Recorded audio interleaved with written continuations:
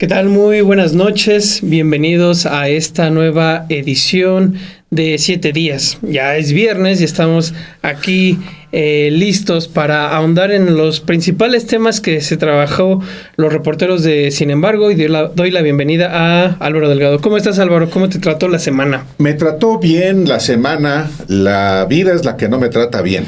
No, siempre muy bien.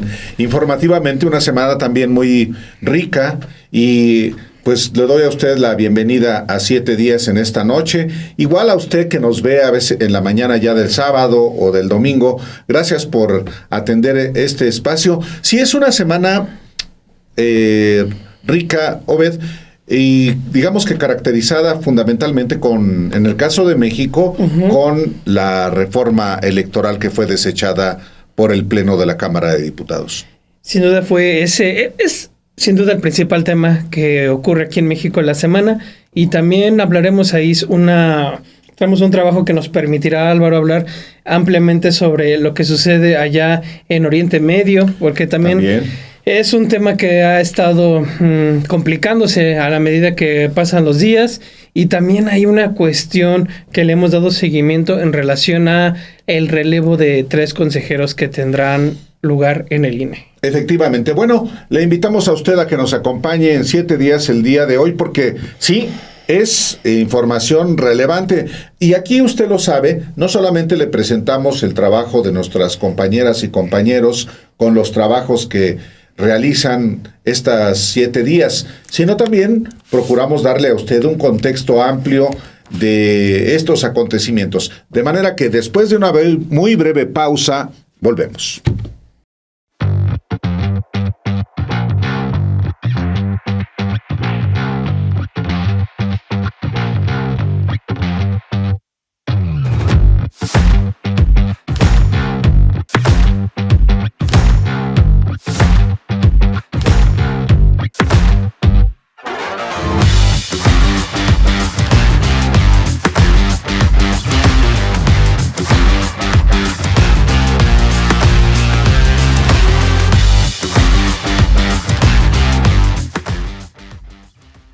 La semana pasada, en 7 días del viernes pasado, pues abordamos el tema de la reforma electoral a nivel constitucional propuesta por la presidenta Claudia Sheinbaum, y decíamos cómo esta reforma exhibe a los partidos políticos, a todos.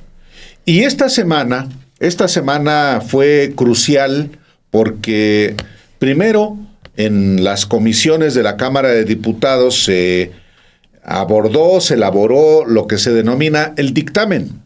En el término jurídico se le denomina dictamen al procedimiento que se realiza en las comisiones para traducir, digamos, la iniciativa, en este caso del Ejecutivo, y someterla a la discusión y a la votación.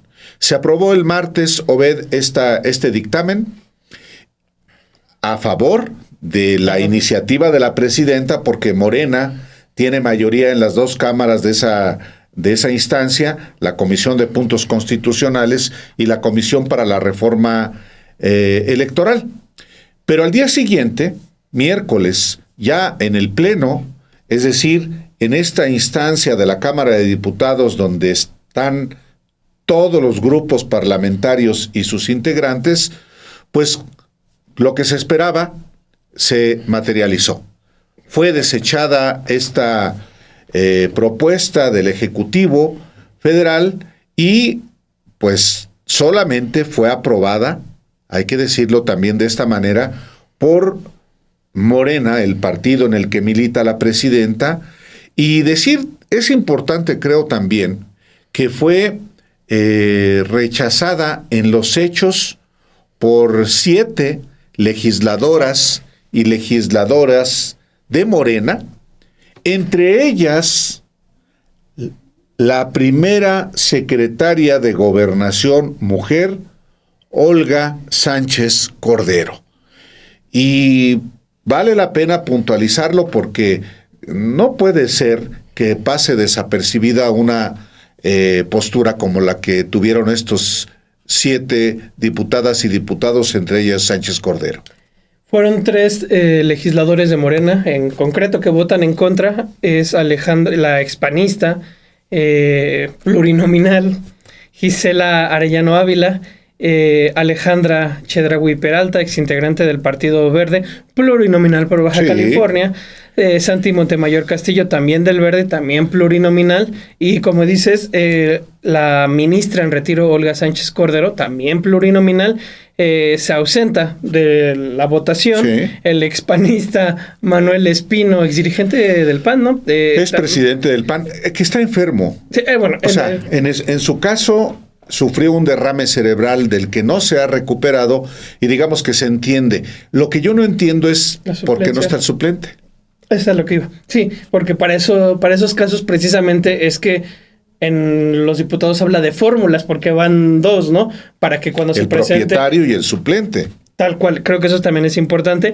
Iván Peña Vidal, ex candidato del PRI, después del Verde a presidente municipal de Cárdenas, Tabasco, que también no lo hace, y el plurinominal Jesús Jiménez. También hay que decir que son... en el caso de Olga Sánchez Cordero, es importante mencionar que se vuelve a ausentar de una votación relevante. Ya lo había hecho... ¿Con la reforma judicial? Se ausenta, no vota. Entonces, pues, es la segunda ocasión que, pues, no vota en un ejercicio elemental, Álvaro. Y también decir que hay 12 legisladores del Partido Verde Ecologista de México que votan a favor. La mayoría de ellos, porque hay que recordar que en este plan se da un acomodo ahí medio raro en el que Morena también sea de ciertos diputados al Partido Verde Ecologista de México, así como ha cedido diputados de Morena al Partido Verde, que por eso los dirigentes han dicho que se pueden mover y todo ese cambio.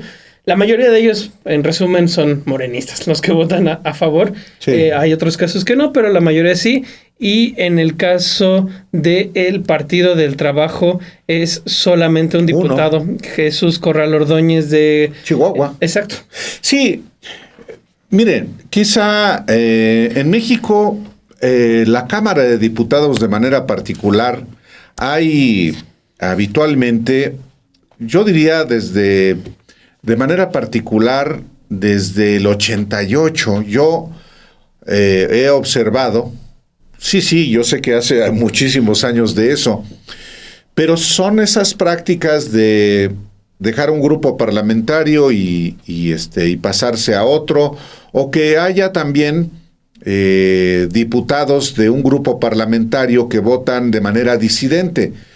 Recuerdo en particular la votación del FOAPROA el 12 de diciembre de 1998, cuando, por ejemplo, un grupo de diputados del PAN no está de acuerdo con avalar el FOAPROA y entonces votan en contra de avalar el FOAPROA, y la realidad es que esos 12, creo recordar, fueron 12 diputados, la mayoría de plano fueron apartados del PAN. Hubo represalias en contra de esos diputados que en 1998 votaron en contra del PAN.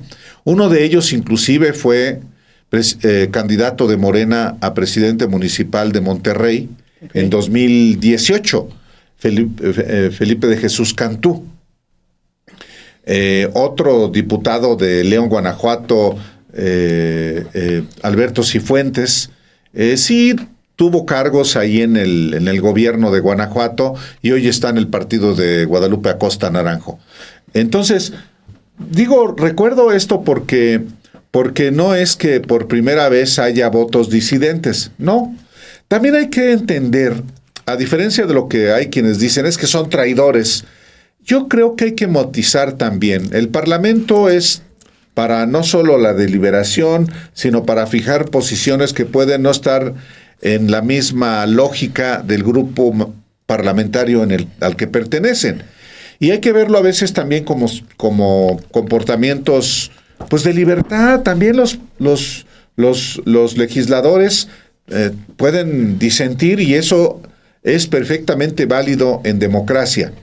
Dicho lo anterior, pues claramente hubo un rechazo a la iniciativa de la presidenta y un rechazo que también la sociedad mexicana observa y la sociedad premia o castiga. Tal cual. Entonces, es por eso importante hablar de quienes se apartan de una propuesta que es una demanda social como la que la presidenta de México planteó, y ahora se unió el MACPRIAN con el Verde y el PT.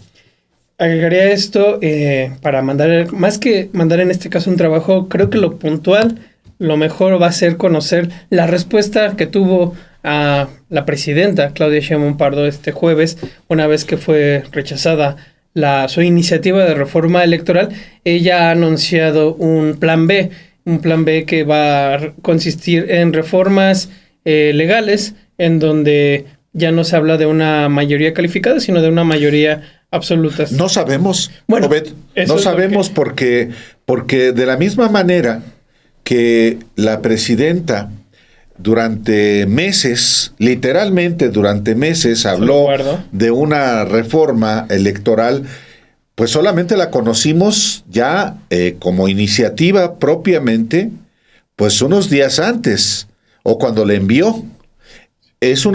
Fue una reforma a nivel constitucional, y esa reforma a nivel constitucional exigía una mayoría calificada que no logró.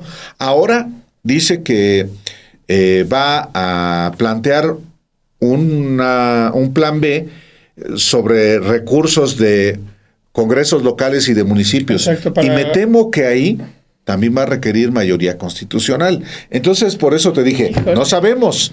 Y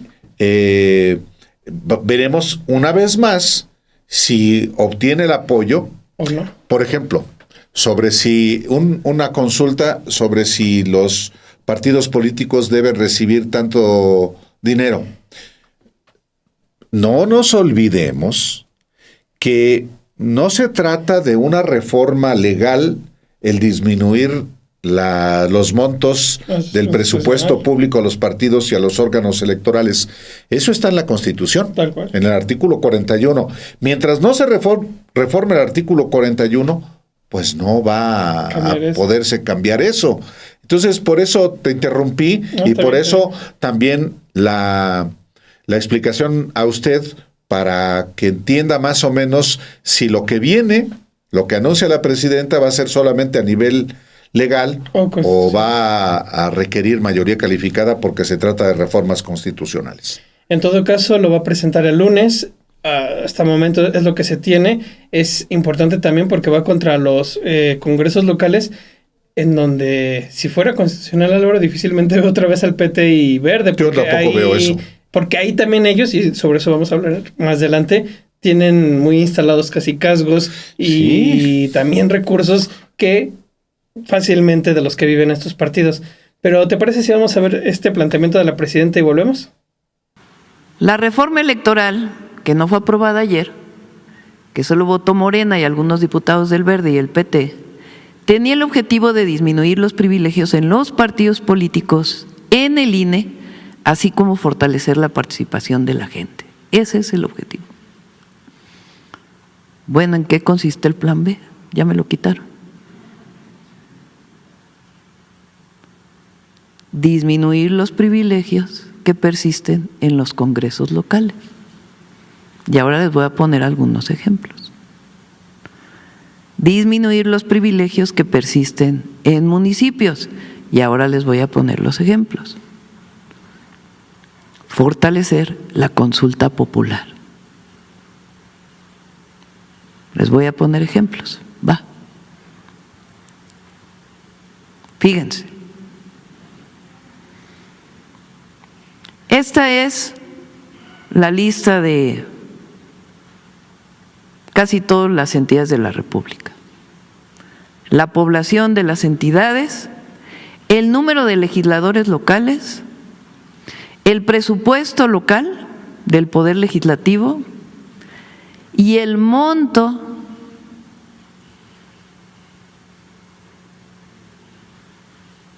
por legislador. Claro, no quiere decir que todo este recurso se vaya al legislador. Hay trabajadores en el Poder Legislativo y que tienen que recibir sus salarios, que tienen incluso muchos de ellos contratos colectivos. Pero ¿cómo nos explicamos esto en el país? Baja California, costo por legislador, 34.8 millones de pesos.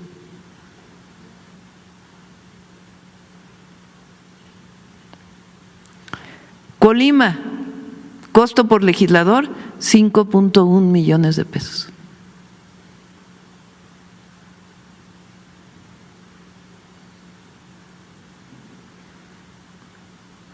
Morelos, un estado con enormes necesidades.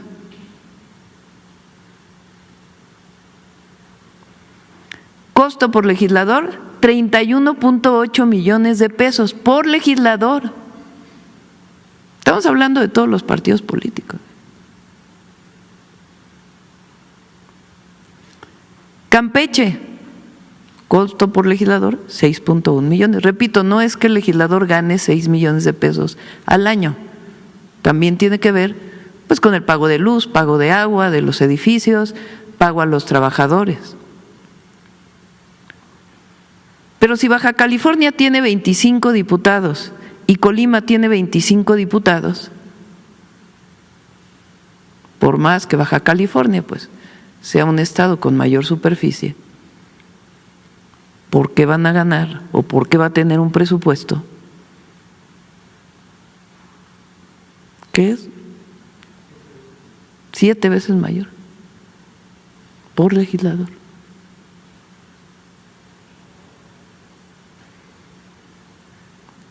Entonces, primera propuesta, que ya la habíamos hecho, aquí la había presentado. Poner un tope máximo a lo que deben destinarse de los presupuestos a los congresos locales, al Senado de la República. El Senado de la República, la Cámara de Diputados tiene su presupuesto, pero el Senado tiene bastante más presupuesto por senador. Entonces, primera propuesta, poner tope. ¿Por qué? ¿Qué se haría con este recurso? Se queda en el Estado, se queda en el municipio. ¿Para qué? Para las necesidades de la gente. ¿Qué objetivo tiene? El objetivo de la primera reforma: disminuir los privilegios que todavía quedan. Pero a ver, sí, hubo un acto de sabotaje, hay que decirlo tal cual, del Partido Verde y del Partido del Trabajo a la iniciativa presidencial en materia electoral. Fue un sabotaje. Dijeron no, a pesar de que en la campaña del 2024, la presidenta Claudia Sheinbaum claramente dijo que iba a enviar una iniciativa para abaratar, para disminuir los voluminosos, multimillonarios, desproporcionados montos para los partidos políticos y para los organismos electorales. PT y Verde dijeron no, y como no estuvieron de acuerdo, pues no se alcanzó la mayoría calificada de 2/3 partes en la Cámara de Diputados, pues ya no hubo ni necesidad de enviarlo al Senado. Pero, ¿cuánto valen el PT y el Partido Verde? ¿Cuánto valen en términos numéricos esos dos partidos que son pequeños, pero que tienen un enorme poder justamente por su capacidad de veto?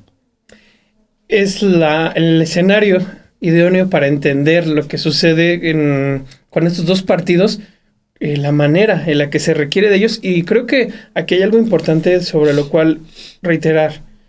ambas fuerzas políticas llegan a sus mejores niveles y al nivel de representación que tienen en el Congreso por el llamado que se hace precisamente de un plan más amplio, el plan C del presidente López Obrador, para integrar junto con estas fuerzas políticas esa mayoría calificada. Se lo preguntan hoy en Colima a la presidenta Claudia Sheinbaum Pardo de qué van a hacer precisamente con esos dos partidos, con el Partido Verde, que sabemos es el aliado del poder en turno, y del Partido del Trabajo, que se dice de izquierda, pero cuando requiere salir al PRI o al PAN, la presidenta es que no hay mayoría calificada sin esas fuerzas políticas.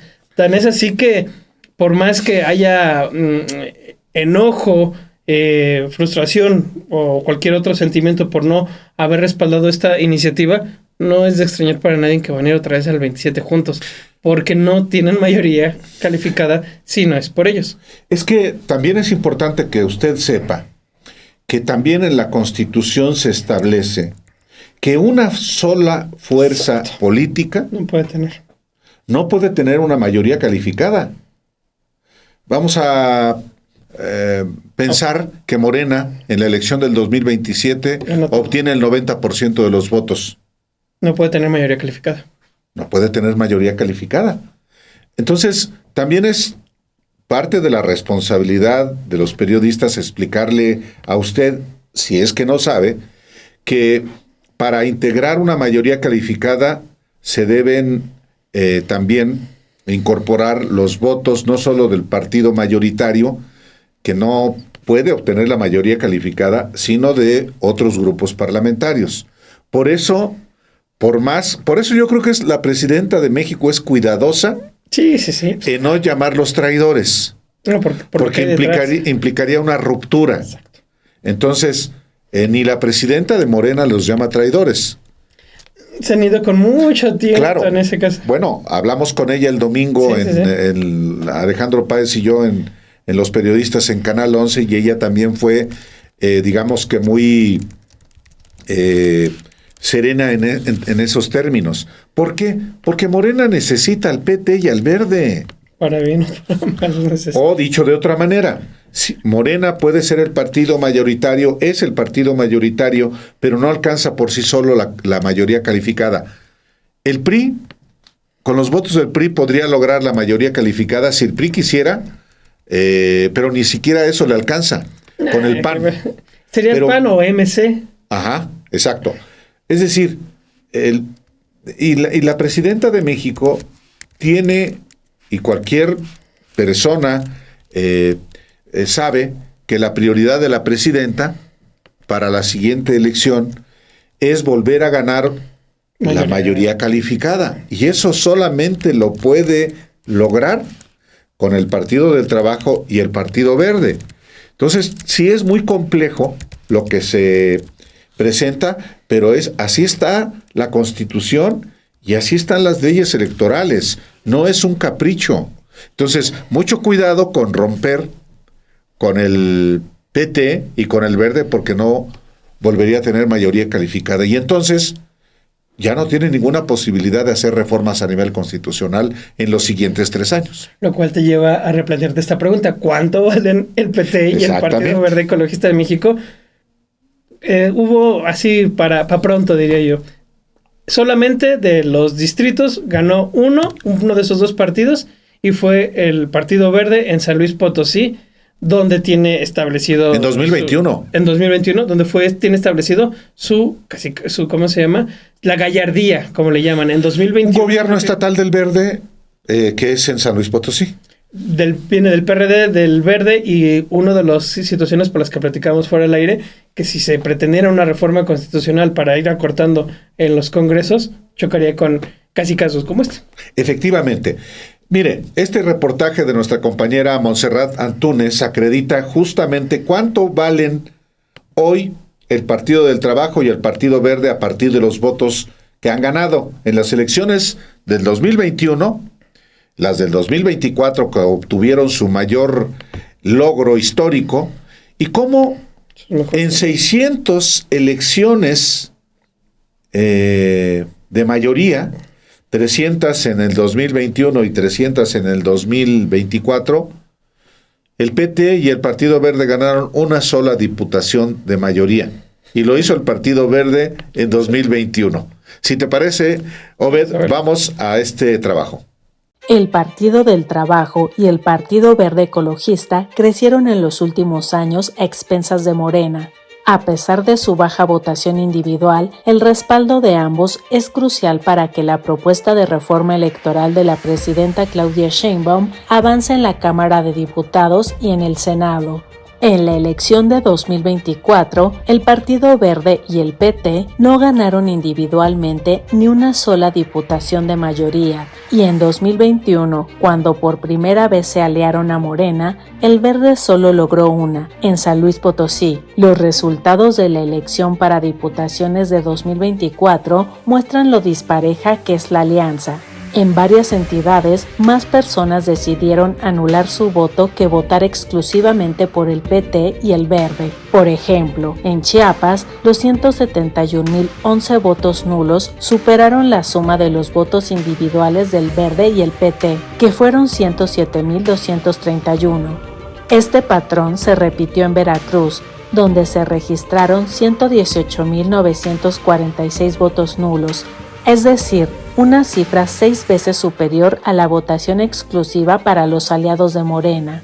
En Jalisco, los votos nulos también fueron mayores a los que ganaron por separado el Verde y el PT, mientras que Oaxaca, donde la alianza triunfó en 7 de 10 distritos, los aliados en conjunto obtuvieron solo el 7% de los votos. Los resultados electorales de 2024 también mostraron que en el Senado, en estados como Sonora, Guerrero y Sinaloa, que renovarán gubernaturas en 2027, el número de votos anulados fue superior a los que obtuvieron por sí solos el Partido Verde y el PT. En Sonora, los votos nulos fueron 63.294 y superaron los 51.419 del Partido Verde. En San Luis Potosí, a pesar de que el Partido Verde ganó la senaduría, el PT solo alcanzó el 2.14% de la votación, mientras que el 6.5% de los votantes prefirió anular su voto. Los aliados morenistas se oponen a la propuesta de la reforma electoral de mantener la distribución de diputados plurinominales, pero sin que sean electos por la cúpula de partidos, porque es un sistema del que se han beneficiado históricamente para colocar a sus dirigentes. Morena es el grupo parlamentario más grande con 253 diputados, pero necesita sumar 81 votos adicionales para alcanzar la mayoría calificada. Si logra que las y los 62 legisladores del Verde y los 49 del PT voten en bloque, alcanzaría 364 votos, lo que sería suficiente para aprobar la reforma electoral de la presidenta Sheinbaum. En el Senado, Morena también tiene mayoría con 67 puestos, pero necesita los votos de las y los 14 senadores del Verde y de las 6 personas del PT para alcanzar 87 de 128 votos. Esta semana presentamos 2 trabajos para ahondar en lo que ha representado el Partido del Trabajo, lo que significa el Partido del Trabajo. En este primer trabajo que les vamos a dejar con ustedes de nuestra compañera Rominda Gándara, vamos a hablar nuevamente, reiterando, de cómo una reforma que se quisiera ir a lo constitucional, ir por los congresos, enfrentaría a los propios aliados, porque en este caso hablamos de esos cacicazgos que se han ido gestando dentro del Partido del Trabajo, a partir del propio Alberto Anaya, líder eterno de ahí, empezando por ahí, pero también Álvaro, hablando de las otras familias que están muy insertas en las estructuras del poder dentro de este partido. ¿Qué familias son? Claro, por ejemplo, en Chihuahua, la familia de una actual diputada, una de las más activas opositoras en esta coyuntura contra la reforma electoral. Sí, además de Alberto Anaya, que tiene su entraña caciquil, vamos a llamarlo de esta manera, en Nuevo León, bueno, la familia Aguilar Jiménez. De Lilia Aguilar, la reforma que nadie pidió. Exactamente, la que la diputada Lilia Aguilar, que dijo que nadie pidió esta reforma. Bueno, su papá, Rubén Aguilar Jiménez, pues es el patriarca del PT en Chihuahua, pero también son los hermanos González Yáñez de Durango, aunque uno de ellos ha hecho su carrera fundamentalmente en el Estado de México, fue alcalde de Metepec, y su hermano en Durango Capital fue alcalde de Capital. Pero está el senador Benjamín Robles, ex senador Benjamín Robles, que en Oaxaca encabeza la principal oposición al gobierno morenista de Salomón Jara. En Oaxaca ya no hay PRI, menos hay PAN. Entonces la oposición está representada por el PT. Pero este trabajo de Romina Gándara es un trabajo que justamente le tiene el propósito de identificar a estos clanes que controlan el Partido del Trabajo en el país. Vamos a ver. El Partido del Trabajo atraviesa uno de sus momentos más delicados de lealtad con la Cuarta Transformación. El Instituto de Alberto Anaya rechazó la reforma electoral de la presidenta Claudia Sheinbaum porque toca uno de los pilares que durante décadas ha sostenido a su cúpula dorada, las diputaciones plurinominales, un esquema que ha permitido a varios de sus liderazgos mantenerse en cargos públicos y repartir posiciones entre ellos y sus familiares. Y es que más que un semillero de cuadros políticos, el PT se ha convertido en una estructura donde varias familias han consolidado verdaderas castas políticas. El ejemplo comienza desde su propia dirigencia. Alberto Anaya ha sido el único líder nacional del partido desde su fundación, hace 35 años. Su esposa, Guadalupe Rodríguez, dirige los Centros de Desarrollo Infantil, los CENDIs, y en 2017 fue acusada de presunto lavado de dinero por 100 millones de pesos, cargos que fueron retirados un año después. Pero si hay un lugar donde este modelo se ha consolidado y perfeccionado es en el estado de Chihuahua. Ahí, la familia Aguilar ha convertido al partido en un verdadero negocio familiar. El patriarca Rubén Aguilar Jiménez ha sido varias veces, al menos 5, diputado local y también diputado federal, casi siempre por la vía plurinominal. Sus hijos, Lilia, Rubén, América Victoria, Tania Matilde y Dania Hanoi Aguilar Gil han ocupado y alternado cargos dentro del partido y en puestos públicos, diputaciones locales, federales, regidurías y la dirigencia estatal del partido. Incluso hasta su hijo Rubén ahora tiene una magistratura.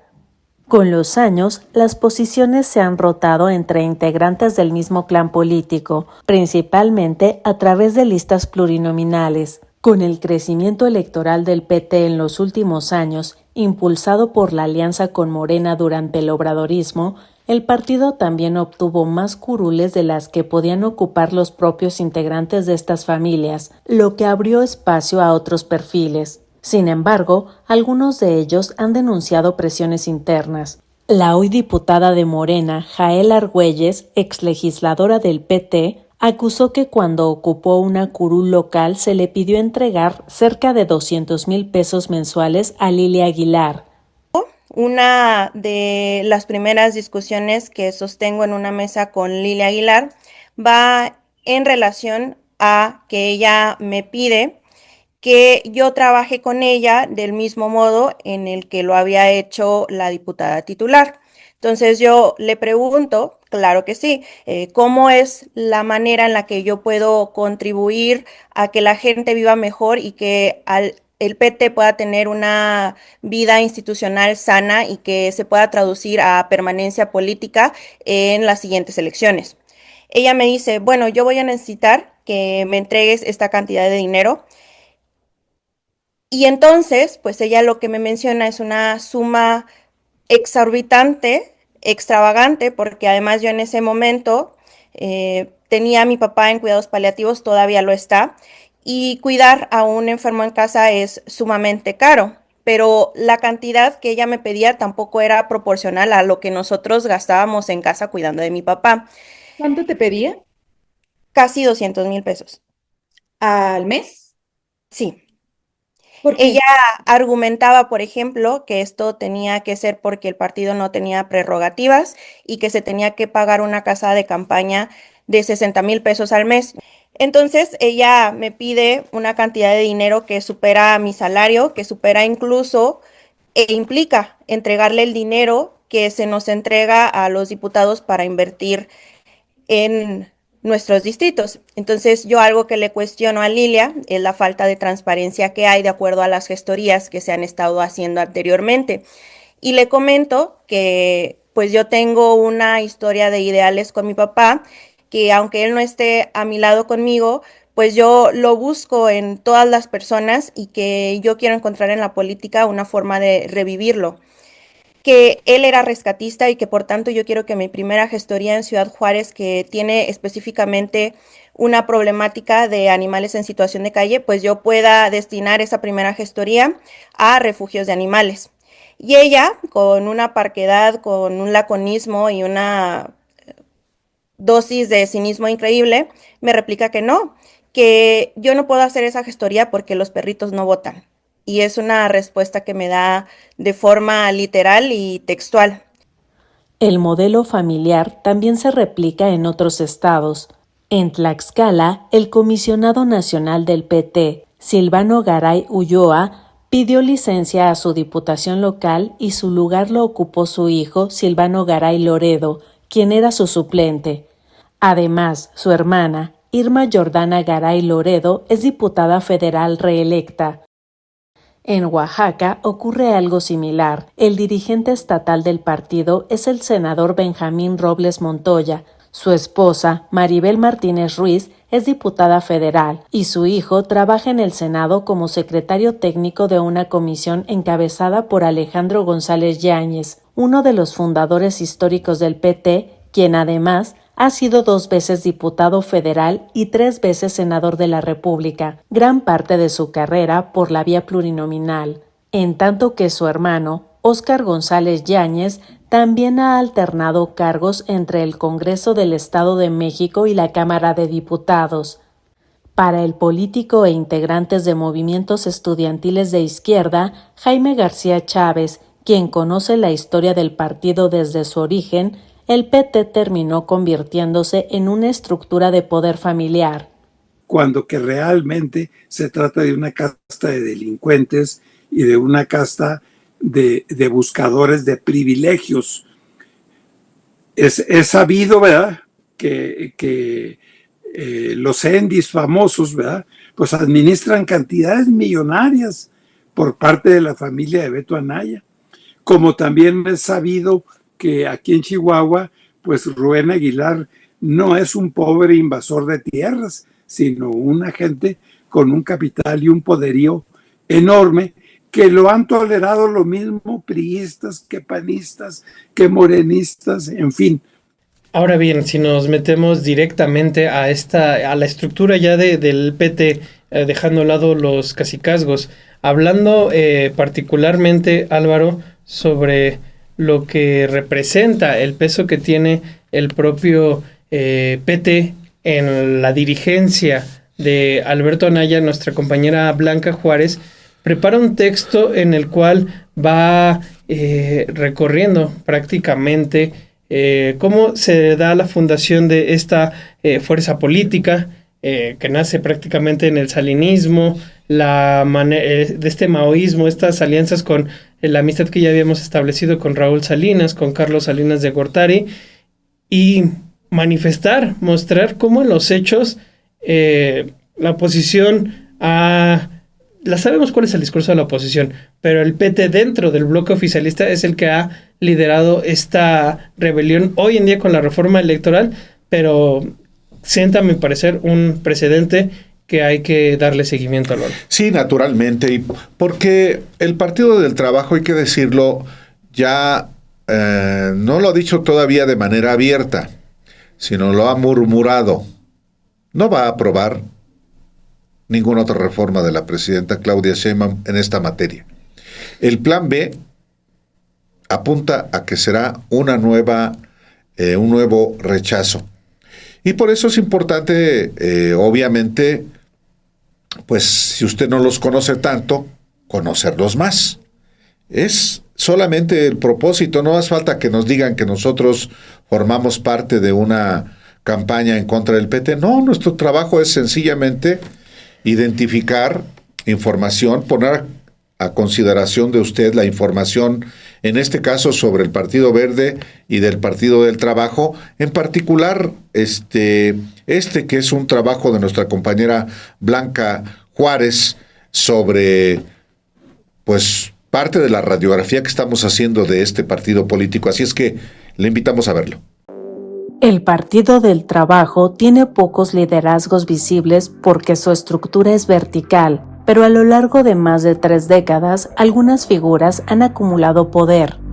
Alberto Anaya se mantiene a la cabeza como líder nacional del PT desde su fundación en 1990, es decir, lleva más de 35 años al frente del partido. Nadie más ha podido ocupar ese lugar. Actualmente es senador plurinominal y coordinador de la bancada petista, cargo que ha ocupado en varias ocasiones. Si se suma su trayectoria legislativa, lleva más de 30 años como legislador plurinominal, es decir, sin hacer campaña directa para pedir que la ciudadanía vote por él. Otra figura clave es Benjamín Robles Montoya. Su trayectoria política ha estado marcada por alianzas, rupturas y cambios de partido. Ha pasado por el PRD, Convergencia y ahora el PT. En Oaxaca, su estado base, fue precandidato a gobernador en 2022 dentro de la coalición con Morena, pero perdió la candidatura frente a Salomón Jara. Desde entonces, la relación cambió. Hoy Robles es uno de los principales críticos del gobernador morenista, a quien incluso ha llamado usurpador. Actualmente también tiene una tarea estratégica para su partido. Fue nombrado comisionado electoral del PT en Zacatecas, donde el PT busca aprovechar las divisiones internas de Morena rumbo a las elecciones de 2027. En Zacatecas destaca Giovanna Bañuelos de la Torre, es senadora plurinominal y la figura que el PT impulsa para competir por la gubernatura del estado en 2027. Bañuelos ha ganado espacio dentro del partido, aunque también ha enfrentado tensiones con líderes históricos del PT en Zacatecas como Alfredo Femar. En la Cámara de Diputados, el liderazgo del PT recae en Reginaldo Sandoval Flores. Es coordinador de la bancada petista, igual que lo hizo en la legislatura pasada. Para el diputado, el PT es el único partido auténticamente de izquierda en el Congreso. En Chihuahua, el Partido del Trabajo tiene un sello familiar. La diputada federal Lilia Aguilar Gil es quizá la más visible en estos momentos. Como senadora de la legislatura pasada, se enfrentó repetidamente a Lili Telles y defendió la Cuarta Transformación y al entonces presidente Andrés Manuel López Obrador como la auténtica democracia. Pero ahora califica la reforma electoral de la presidenta Claudia Sheinbaum como un retroceso democrático. Su padre es Rubén Aguilar Jiménez, histórico dirigente petista en el estado desde 1991. Su hermana, Tania Aguilar Gil, es la actual líder estatal del partido y América Aguilar, otra de sus hermanas, es diputada local por el PT. El Partido del Trabajo lleva más de 3 décadas en el ecosistema electoral, jugando a inclinar la balanza en las elecciones y en el Congreso. Esta vez ha decidido que no votará con Morena la reforma electoral que impulsa la presidenta Claudia Sheinbaum para eliminar plurinominales en el Senado y para que quienes quieran llegar por la vía plurinominal a la Cámara de Diputados tengan que salir a pedir el voto. En lo que respecta al Partido Verde Ecologista de México, y lo hemos comentado, 12 legisladores respaldan esta propuesta, la mayoría de ellos que son legisladores de Morena que fueron, digamos, ahí colocados en una especie de préstamo para esta representación, esta necesidad de mayoría calificada. Pero ¿quiénes son el resto de los políticos que integran estas bancadas? Bueno, 21 de sus 62 legisladores en la Cámara de Diputados prácticamente son del PRIAN. Tienes ahí funcionarios que han trabajado con Vicente Fox, con Felipe Calderón, con Enrique Peña Nieto, con Ricardo Salinas Pliego. casos como el de Carlos Puente Salas, que aquí lo hemos dado a conocer, empleado de Ricardo Salinas Pliego, que con esta amistad que tenía Salinas Pliego con el foxismo, posteriormente se pasa al gobierno de Fox. O casos como el de Erubiel Ávila Villegas, este expriista acusado de corrupción que ahora forma parte de las filas del Partido Verde en el Congreso, en el Senado. Tienes a Jorge Carlos Ramírez Marín, expeñista, por ejemplo. El Luis Melgar, que también es expriista y empleado de Ricardo Salinas Pliego. Literalmente empleado de Ricardo Salinas Pliego. Porque pidió licencia para irse a pasear con su patrón. No, y desde que él es presidente de la Fundación Salinas en Chiapas. Uh-huh. Y ha trabajado con Ricardo Salinas Pliego también desde por lo menos hace 25 años. Tienes ahí insertos a varios colaboradores de Alejandro Murat, hoy en Morena, la propia Karen Castrejón, la dirigente nacional del Partido Verde Ecologista de México, trabajó en el gobierno con Héctor Astudillo Flores, de Guerrero, gobierno priista. Está el propio padre de Ricardo Gallardo Juárez. Tienes... El ex subsecretario de Gobernación con Vicente Fox, José Luis Durán Reveles. Que también coordinó la campaña de Calderón a la presidencia del PAN. Sí. Sí, o sea, de los dos y que buscó también el gobierno del Estado de México. Tienes prácticamente la misma clase política. Creo que con esto difícilmente te quedan sorpresas de por qué se rechazó, pero es importante conocer estos nombres y tenerlos muy bien identificados. No, y no perder de vista que el nieto de Julio Scherer García, del periodista Julio Scherer García, fundador de la revista Proceso, y que lleva su nombre, pertenece a la bancada del Partido Verde. Hijo de Julio Scherer Ibarra.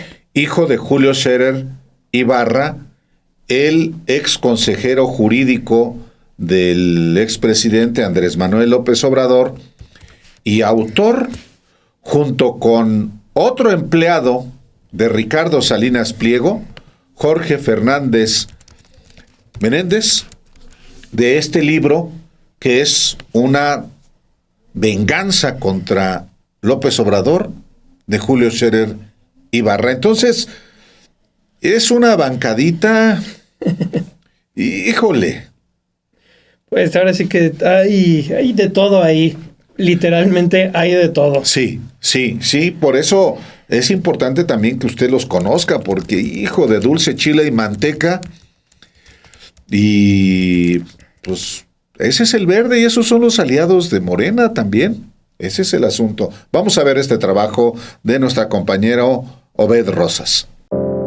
El destino de la reforma electoral impulsada por Claudia Sheinbaum depende del Partido Verde, una agrupación conformada por políticos formados en el PRI, algunos con trayectoria en administraciones de ese instituto político, otros que respaldaron a Vicente Fox, Felipe Calderón y Enrique Peña Nieto, y varios más vinculados a figuras como Ricardo Salinas Pliego o el exmandatario Carlos Salinas de Gortari. De los 62 diputados federales del Verde, 21 militan o militaron anteriormente en el PRI, PAN o PRD. En el Senado, la mitad de sus miembros provienen de esas mismas fuerzas políticas hasta hace poco tiempo. Entre ellos, destaca Erubiel Ávila Villegas, exgobernador priista del Estado de México, a quien se señala por presuntamente intervenir en los comicios de 2017 contra Morena y por irregularidades en el manejo de recursos públicos detectadas en auditorías. Destaca el caso de Carlos Puente Salas, coordinador de los diputados federales, quien ha sido operador político de Ricardo Salinas Pliego desde que en 1994 ingresó a Televisión Azteca. Puente Salas fue gerente de estrategias y desarrollo político y director de enlace gubernamental en TV Azteca, y gracias a la amistad de Salinas Pliego con Vicente Fox, brincó al gobierno como director de enlace ejecutivo con medios. También integran la bancada verde de diputados Alejandro Áviles Álvarez, ex candidato del PRI al gobierno de Oaxaca y exsecretario general de gobierno del expriista Alejandro Murat; Raúl Bolaños Cacho Cue, expriista y ex colaborador de Murat; José Luis Durán Reveles, expanista que fue subsecretario con Vicente Fox, y Ricardo Gallardo Juárez, exalcalde perredista en San Luis Potosí. En el Senado destacan los perfiles del expriista Luis Melgar Bravo, empleado de Salinas Pliego durante un cuarto de siglo y uno de los principales opositores a la reforma electoral. El expriista Jorge Carlos Ramírez Marín, secretario en el gobierno de Peña Nieto. Manuel Velasco Coelho, exgobernador de Chiapas acusado de corrupción, y la dirigente nacional Karen Castrejón Trujillo, excolaboradora del expriista Héctor Astudillo Flores. En su declaración patrimonial de principios, el Partido Verde afirma la necesidad de instaurar formas democráticas, pero en su estructura el Consejo Político Nacional tiene un poder centralizado por encima del Comité Ejecutivo Nacional. Este consejo lo encabezan figuras como Arturo Escobar y Vega, acusado de delitos electorales cuando era subsecretario de Gobernación de Peña Nieto. Otros integrantes del Consejo Político son Manuel Velasco, Carlos Puente, Luis Melgar Bravo y el gobernador Ricardo Gallardo Cardona, quien estuvo detenido en 2015 por presunta delincuencia organizada y lavado de dinero. Gallardo ha colocado distintas posiciones en el Congreso, donde su esposa, la senadora Ruth González, busca sucederlo. El Consejo Político Nacional es el máximo órgano encargado de aprobar coaliciones y candidaturas. Dentro de él figura el expriista Javier Herrera Borunda, diputado presidente de la Comisión de Vigilancia de la Contaduría Mayor de Hacienda, hijo del exgobernador priista de Veracruz, Fidel Herrera, acusado de corrupción. Aunque en la estructura no aparece el nombre de Jorge Emilio González, el Niño Verde sigue operando el partido que fundó su padre en los 80, como quedó demostrado cuando se le vio ingresar a Palacio Nacional en las reuniones con Sheinbaum para presentar la reforma electoral. El Partido Verde ha sido más una franquicia que una fuerza política, poniendo su rentabilidad electoral al servicio de la fuerza ganadora. Es un partido profundamente de derecha, dijo José Antonio Carrera Borroso, exasesor del INE, enfatizando que ha estado ligado a empresarios con ejemplos claros como Luis Melgar Bravo y Carlos Puente. El partido fue creado entre los 80 y 90 por Jorge González Torres, apoyado por el PRI y Salinas de Gortari. Nació con el apoyo del expresidente y Manuel Camacho Solís reconoció que le sugerían candidatos. En el 2000 se alió con el PAN, de 2006 a 2021 regresó con el PRI y en 2021 se fue con Morena. Su talento ha sido detectar al ganador, de tener como candidatos a Jorge González, Fox y Peña. En 2024 su candidata fue Claudia Sheinbaum. El saldo actual en diputados es de 62 curules, el máximo en su historia, mismas que son determinantes para sacar adelante la reforma electoral. Mira, Es que no puede ser. lo que acabamos de ver del nieto de Julio Scherer García, del periodista. Cuando fallece Julio Scherer, por supuesto está su familia y sus amigos. Y una anécdota. Julio Scherer, nieto del periodista Julio Scherer García, es el que le impide el paso para entrar al funeral a Carlos Marín. Sí, Julio Scherer Parellón, ¿no? Julio Scherer Parellón, como es su nombre del nieto de Julio Scherer García, que por cierto, el próximo mes de abril se cumplen 100 años de su natalicio. Wow. Sí. Bueno, vamos a continuar y vamos a pasar a un asunto que también será muy, muy importante. En días, literalmente, la Cámara de Diputados deberá emitir la convocatoria para renovar, para designar a 3 consejeros y consejeras del Instituto Nacional Electoral. ¿Por qué? Porque se van 2 consejeras y un consejero literalmente del PRIAN. Tal cual. Entonces, estos 2 consejeras y un consejero Se van y ahora está en manos de la mayoría, que se requiere mayoría calificada en la Cámara de Diputados para designar a los 3 sustitutos, Obed. Son Daniel Rabel, Claudia Zavala y Jaime Rivera Velázquez. Cercanos, por ejemplo, en su momento Lorenzo Córdoba Vianello, Claudia Zavala muy amiga de él. Personajes que se opusieron a la disminución de sueldos, que criticaron esta reforma electoral muy constantemente en distintos espacios, que criticaron la reforma judicial, que criticaron los ejercicios de revocación de mandato y las distintas consultas, bueno, y que llegaron al INE con el voto del PRI-PAN y con el rechazo de Morena. Bueno, ahora con esta composición del Congreso y Morena teniendo la mayoría calificada con sus aliados, pues tiene mano en la designación de estos 3 nuevos consejeros del INE. Vamos a ver este trabajo de nuestra compañera Nora Nancy Gaspar Reséndez y volvemos. El próximo mes de abril, Dania Paola Rabel Cuevas, Beatriz Claudia Zavala Pérez y Jaime Rivera Velázquez concluyen su gestión como consejeros del Instituto Nacional Electoral, respectivamente, cargos a los que los 3 llegaron gracias a los 336 votos que en su favor emitieron los diputados del PRI, PAN y PRD, por lo que muchas veces fueron acusados de proponer proyectos que iban en contra de Morena, específicamente en contra de la llamada 4T. En 2023, la Comisión de Quejas y Denuncias del INE, que preside Zavala Pérez, emitió medidas cautelares en contra del entonces presidente Andrés Manuel López Obrador para que se abstuviera de realizar comentarios u opiniones de carácter electoral con el propósito de evitar que se vulneren los principios de imparcialidad y neutralidad en la contienda, en referencia a los comicios de 2024. En este mismo sentido, ordenó eliminar o modificar el contenido de 5 conferencias matutinas, argumentando que en ellas se daban mensajes políticos. Luego de que la consejera respaldó la decisión del INE de censurar un post propagandístico de Claudia Sheinbaum, entonces candidata presidencial de la coalición Sigamos Haciendo Historia, Mario Delgado, quien en ese momento era el dirigente nacional de Morena, acusó a Zavala Pérez de encargarse de atacar a la Cuarta Transformación y de beneficiar a la derecha.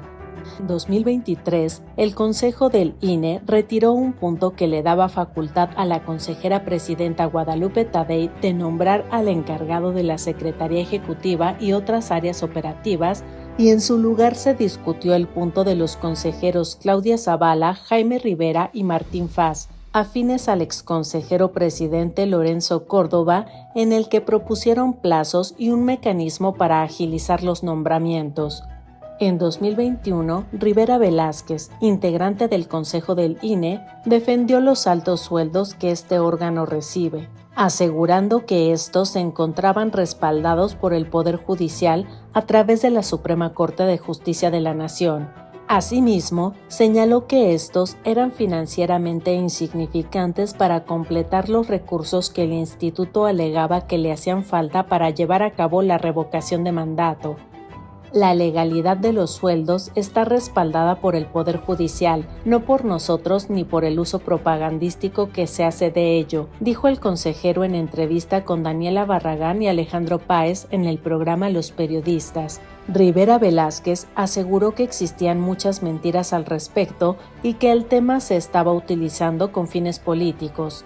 En 2025, el órgano interno de control del INE acusó a varios consejeros, entre ellos a Claudia Zavala Pérez y Dania Rabel Cuevas, de presunto abuso de funciones y operar para retrasar. En 2025, el órgano interno de control del INE acusó a varios consejeros que hubo resistencia para cumplir con el mandato constitucional. Rabel Cuevas también ha expresado su rechazo a la reforma electoral propuesta por la presidenta Claudia Sheinbaum, señalando como desacierto que se reduzca el presupuesto de los organismos públicos locales electorales y de los partidos políticos.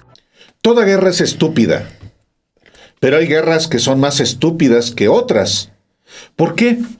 Por las repercusiones que tienen.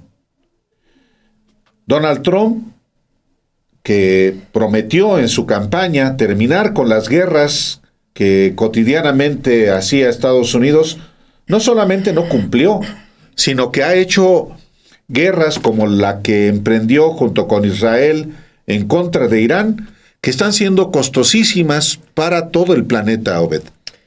Es una ofensiva que, como dices, por los distintos frentes que uno las puede ver, no tienen sentido. Ya hemos visto, por ejemplo, la muerte de 175 menores, la mayoría de ellas niñas, causada por este ataque que todo apunta que fue cometido por Estados Unidos. El propio embajador de México en Irán ha pedido, y lo dice a Café Noticias, que asuman su responsabilidad en el caso y pues ahora sí que atiendan a las víctimas, les den como sí, que se hagan frente a sus responsabilidades y atiendan esa situación. Pero además de eso, hemos publicado a lo largo de la semana distintos trabajos. Uno de ellos, por ejemplo, cómo a raíz de estos ataques sobre Teherán, allá en Irán, se ha levantado este tipo de lluvia negra, una lluvia ácida, afectando directamente a las personas que viven en este país de extensión casi similar a la de México, claro, prácticamente. Y cómo las personas que están viviendo ahí han estado enfrentando de carne viva todos estos bombardeos cometidos por Estados Unidos e Israel. También consignamos los ataques que ha habido en embajadas, bases militares de Estados Unidos por Oriente Medio, que no tiene muy felices a los países aliados de Estados Unidos en Oriente Medio. Sí, en efecto, es terrible lo que está pasando allá en Irán y le vamos a presentar este trabajo y de esta manera también le agradecemos a usted la atención a 7 días en este viernes, que por supuesto pues implica unos días de reposo. Hay puente vacacional, por cierto. Sí, el lunes no hay actividades para mucha gente. Para los periodistas, sí. Nosotros no tenemos vacaciones. Muchas gracias hoy.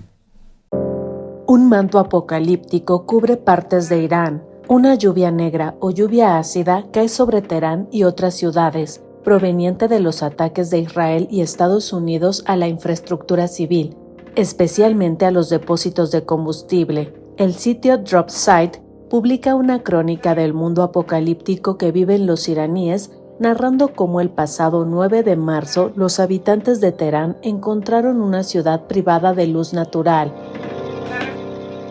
Sina, un padre de 42 años que vive en el barrio de Satarkán, relató que al despertar su casa estaba tan oscura que supuso que estaba muy nublado. Al salir, entró en pánico al ver una mezcla de humo y nubes abrumadoramente densas que habían oscurecido todo el cielo. Un breve chaparrón lo había vuelto todo grasiento y negro, cubriendo su coche blanco de manchas oscuras y aceitosas. La media luna roja iraní emitió una advertencia para que los residentes de Teherán permanecieran en sus casas, indicando que las explosiones habían propagado compuestos tóxicos de hidrocarburos y óxidos de azufre y nitrógeno. Advirtió que cualquier precipitación provocaría una lluvia ácida altamente peligrosa, capaz de causar quemaduras químicas en la piel y daños pulmonares. Sina contó que tardó 15 minutos en llegar a su oficina y para entonces le ardía la garganta y le dolía la cabeza. Llamó a su esposa para advertirle sobre el humo tóxico y que cerrara las ventanas. 2 días después del ataque, aún sentía el pecho pesado y le costaba respirar con normalidad. Expertos citados por The Guardian advierten que el bombardeo de la infraestructura petrolera tendrá importantes repercusiones ambientales a largo plazo. El depósito de petróleo de Sharan y el de combustible de Shar-E seguían ardiendo 2 días después de ser bombardeados, y la Agencia Ambiental iraní alertó sobre los productos químicos tóxicos esparcidos por los ataques. El director de la Organización Mundial de la Salud, Tedros Adhanom, señaló que los daños a las instalaciones petroleras en Irán corren el riesgo de contaminar alimentos, agua y aire con graves consecuencias para la salud, especialmente en niños, ancianos y personas con afecciones preexistentes. El viceministro de Salud de Irán, Ali Jafarian, informó que el suelo y los suministros de agua alrededor de Teherán ya comenzaban a contaminarse. En entrevista para el programa Café y Noticias de Sin embargo, el embajador de México en Irán, Abolfaz Pasandideh, declaró que debido a los ataques en varias ciudades todo el aire está contaminado. A todas nuestras instalaciones de endulzamiento de agua también los ha atacado, toda esa infraestructura. Todo el almacenamiento de la nafta y el petróleo de nuestro país también ha sido atacado.